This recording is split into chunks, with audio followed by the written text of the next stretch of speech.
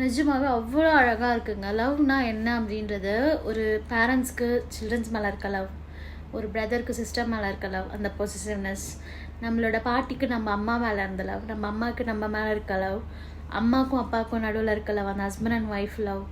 And இப்போ வீட்டில் படிக்கிற பொண்ணு, படிக்காத தம்பி, அவங்க 2 பேருக்கும் அவங்க 2 பேரையும் அம்மா எப்படி ட்ரீட் பண்ணுவாங்க, அந்த போர்ட்ரே பண்ண விதமாக இருக்கட்டும், அந்த டிஃப்ரென்ஷியேட் காட்டின ஒரு லவ்வாக இருக்கட்டும், அந்த பொசிசிவ்னஸ்ஸு, அக்காவுக்கும் தம்பிக்கும் நடுவில் வர பொசிசிவ்னஸ், இப்படி சொல்லிட்டே போகலாம். ஒரு லவ்வுக்கு டெஃபினேஷன் என்ன அப்படின்னா இந்த மூவி தான். அது வந்து ஒரு மேன் அண்ட் உமனுக்கு இருக்கிற லவ்னு கிடையாது. ஒரு ரிலேஷன்ஷிப்பில், ஒரு ஃபேமிலியில் இருக்க எல்லா ரிலேஷன்ஷிப்லேயும் ஒரு ஸ்பெசிஃபிக்காக அம்மாக்கும் அப்பாவுக்கும், அம்மாக்கும் பொண்ணுக்கும், அம்மாக்கும் பையனுக்கும், அப்பாவுக்கும் பொண்ணுக்கும், அந்த மாதிரி அந்த ரிலேஷன்ஷிப்பில் இருக்க லவ், ஒரு ஃபேமிலி ரிலேஷன்ஷிப்பில் இருக்க லவ்வை வந்து அவ்வளோ அழகாக வந்து நுணுக்கமாக டிஃப்ரென்ஷியேட் பண்ணி நம்மளுக்கு அந்த சீரீஸ் எடுத்திருக்காங்க. நிஜமாகவே ரொம்ப ரொம்ப ரொம்ப நல்லாயிருக்கு.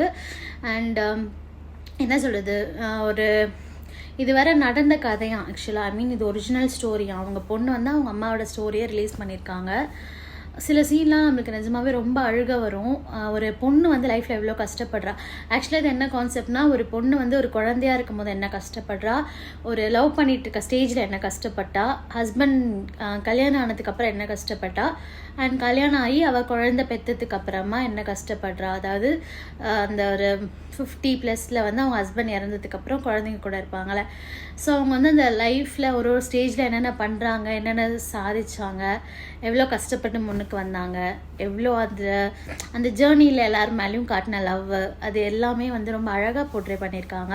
ஸோ டைம் இருந்தால் நீங்களும் கண்டிப்பாக இந்த சீரீஸ் பாருங்கள். ஸோ இதுவரையும் நான் K-ட்ராமாவுக்கு வந்து அடிக்ட் கிடையாது, பட் இனிமேல் பார்க்கலான்னு இருக்கேன். அண்ட் இதே மாதிரி பெஸ்ட்டு சீரீஸ் ஏதாவது உங்களுக்கு தெரியும்னாலும் எனக்கு கண்டிப்பாக சொல்லுங்கள், நான் போய் பார்க்கலான்னு இருக்கேன். இனிமேல் K-ட்ராமா ஃபேனாக ஆகலான்னு இருக்கா இந்த கிருத்திகா.